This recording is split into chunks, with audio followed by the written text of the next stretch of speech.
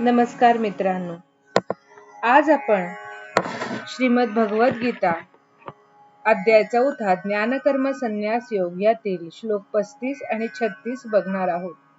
मागील श्लोकांमध्ये आपण बघितलं की ज्ञान मिळवायचं असेल तर आपल्याला जिज्ञासू वृत्ती, गुरूंची सेवा आणि विनम्रता हे अंगी गुण बाळगले पाहिजेत.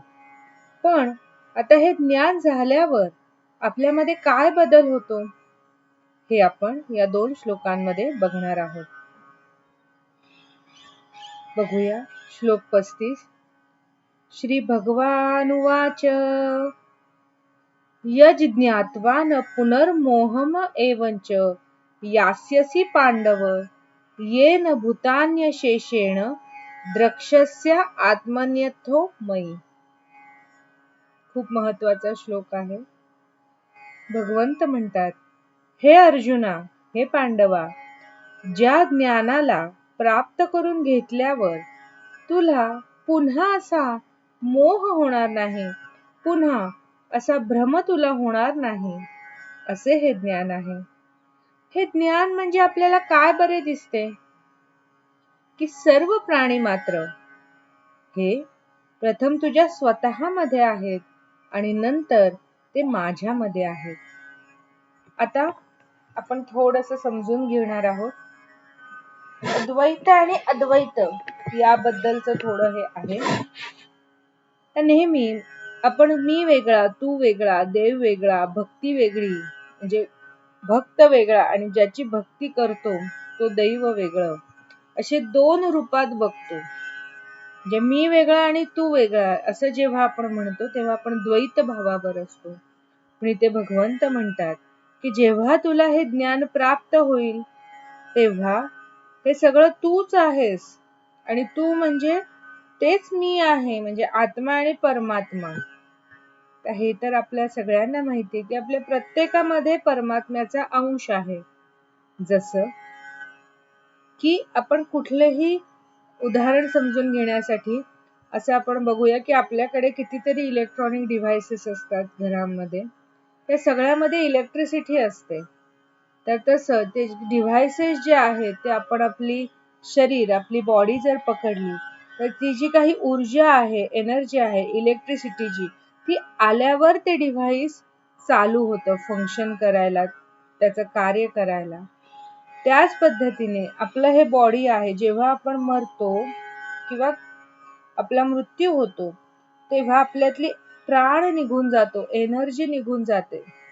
आपले शरीर तेच आहे, बॉडी तेच आहेत, आपले अवयव आहेत, आपलं हृदय जागेवरच आहे, आपलं नाक आहे, आपण श्वास घेऊ शकत नाही कारण आपण मृत्यू पावलेलो आहोत. म्हणजेच ते करण्याची जी ऊर्जा आहे ती आपल्यातून निघून गेलेली आहे. मग ती जी ऊर्जा आहे ती कोण होती? मग ते शरीर म्हणजे आपण होतो का? नाही, ती ऊर्जा होती म्हणून आपण होतो. मग ती जी ऊर्जा आहे ती परमात्म्याने आपल्याला दिलेली आहे. म्हणून परमात्म्याचा अंश आपल्यामध्ये आहे. मग जसा तो आपल्यामध्ये आहे तसा इतर सगळ्या मनुष्यांमध्ये तो आहे की नाही? आहे. म्हणजेच आपण प्रत्येकामध्ये परमात्म्याचा अंश आहे हे जर आपण मानलं, त्याच पद्धतीने जे पशुपक्षी आहेत त्यांच्यामध्ये सुद्धा चेतना आहे, म्हणजेच त्यांच्यामध्ये सुद्धा परमात्म्याचा अंश आहे. आणि जर परमात्म्याचा अंश आहे मग असं आपण म्हणतो का की फॅनला वापरली जाणारी इलेक्ट्रिसिटी वेगळी आणि फ्रीजला वापरली जाणारी इलेक्ट्रिसिटी वेगळी? नाही, इलेक्ट्रिसिटी दोन्हीमध्ये एकच आहे. याचाच अर्थ तुमच्यामध्ये चालू असणारी दैवी चेतना आणि माझ्यामध्ये चालू असणारी चेतना सगळ्यांमध्ये सेमच आहे, सारखीच आहे. म्हणजेच काय की परमात्म्याचा अंश हा सगळीकडे आहे. त्यामुळे आपण रोजच्या जीवनामध्ये कोणाबद्दल आपल्यामध्ये राग येत असेल, मत्सर येत असेल तर थोडा वेगळा विचार, वेगळी दृष्टी आणून जर आपण विचार केला की तो सुद्धा परमात्म्याचाच अंश आहे. आपण ज्याच्याबद्दल मनामध्ये कलह केलेला आहे, मनामध्ये आपण गाठ बांधलेली आहे की हा माणूस वाईट आहे, मग आपण वेगळ्या दृष्टीने त्याच्याकडे बघू की हा पण परमात्म्याचाच अंश आहे. मग कुठल्या कारणाने तो असा वागतो आहे, मला काय बरं करता येईल. म्हणजे आपण नेहमीपेक्षा थोडा वेगळा दृष्टिकोन घेऊन ती परिस्थिती हाताळायचा, त्या माणसाशी कसं वागायचं याचा आपण विचार करू. पण त्यासाठी आपल्याला काय मिळालं पाहिजे, ते ज्ञान मिळालं पाहिजे, ती दृष्टी मिळाली पाहिजे की आपल्या सगळ्यांमध्ये त्याचाच वास आहे. आणि नुसतं समजून ऐकून उपयोग नाहीये, तसं स्वतःमध्ये अंगी बाणवून तसा विचार करणं महत्वाचं आहे. ओके. यामुळे काय होतं, राग द्वेष भीती जी निर्माण होते की तू वेगळा आहे मी वेगळा आहे, हे द्वैत भाव आहे, याच्यामुळे राग येतो, दुसऱ्या माणसाचा राग येतो, मग सारखाच राग यायला लागला की द्वेष निर्माण होतो. मग हे जे काही आहे हे कमी होईल, आपल्या मनाचे विकार कमी होतील. केव्हा कमी होतील, जेव्हा आपण एकाच दृष्टीने सगळ्यांकडे बघायला लागू. हेच भगवंत अर्जुनाला सांगत आहेत. बघूया आता पुढचा श्लोक.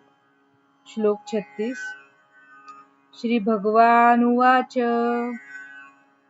अपि चेदसि पापेभ्यः सर्वेभ्यः पापकृत्तमः सर्वं ज्ञानपीलवैनैव वृजिनं संतरिष्यसि. हा श्लोक अत्यंत प्रेरणादायी आहे. कोणासाठी, विशेषतः ज्यांना चुकांबद्दल पश्चाताप होतो त्यांच्यासाठी. आता भगवंत म्हणत आहेत अर्जुनाला, अरे तू सर्व पापी लोकांमध्ये सगळ्यात जरी पापी असलास, तू खूप पाप केलेली आहेस आतापर्यंत, असं जरी असलं तरी तू ज्ञानरूपी नौकेने या सर्व पापांच्या समुद्राला सहजपणे पार करशील. आपण बऱ्याचदा ऐकलं असेल की हा भवरूपी सागर जर पार करायचा असेल तर आपल्याला भगवंताची नौका लागते. भगवंताची नौका म्हणजे काय, की आपल्यामध्ये हे सामर्थ्य नाही की आपण हा भवसागर तरून जाऊ.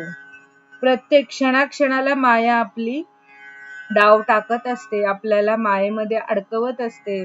आपल्याला मनाचे विकार असतात, आपल्याला अपेक्षा होते, आपल्याला इच्छा होतात, त्यातून अपेक्षा निर्माण होते, त्या पूर्ण नाही झाल्या की दुःख होतं. मग कोणाचे तरी आपल्या समोर तीच इच्छा पूर्ण झाली की आपल्याला मत्सर निर्माण होतो, मग त्याच्यातून द्वेष होतो, राग येतो, दुःख होतं. ही सगळी मायाजाल आहे आणि यामध्ये आपण फसत जातो आणि खूप चुका आपल्याकडून होतात आणि त्या होतच असतात. असा या जगात कोणीही मनुष्य नाही की ज्याच्या हातून पाप झालेला नाही.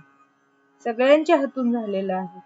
पण याच्यातून कोण तरतो, जो या ज्ञानरूपी नौकेने पार जातो. आणि ती ज्ञानरूपी नौका कधी प्राप्त होईल, जेव्हा आपण भगवंताला शरण जाऊ, भगवंताचं स्मरण करू. म्हणजेच भगवंत इथे म्हणतात की कुणीच कायमचा पापी नसतो. ज्ञानामध्ये इतकी शक्ती आहे की तो तुमचा संपूर्ण भूतकाळ धुवून टाकू शकतो. आपण बघितलेलं आहे, वाल्याचा वाल्मिकी होतो, एक जगन्मान्य उदाहरण आहे की जो चोऱ्या-माऱ्या करायचा वाल्या, तो आता वाल्मिकी झालेला आहे. केव्हा, जेव्हा तो भगवंताला शरण गेला, भगवंताचं नामस्मरण केलं, तो पूर्णपणे त्याच्यामध्ये बदल होऊन तो सन्मार्गाला लागला आणि रामायण लिहिलं गेलं. त्यामुळे भगवंत असं म्हणत नाही की पाप नाहीच आहे किंवा पाप कधी धुवू शकत नाही. जेव्हा आपण त्या ज्ञानरूपी नौकेमध्ये सवार होऊ तेव्हा आपलं अज्ञान हे नक्कीच दूर होणार आहे. रोजच्या उदाहरणातलं आपण बघितलं की आपल्याला असं सारखं वाटत राहतं, आपण निगेटिव्ह थिंकिंग करतो की खूप चुका झालेल्या आहेत माझ्याकडून, आता मी याच्यातून बाहेरच पडू शकत नाही. आपण खचून जातो आणि तोच विचार परत करीत राहतो.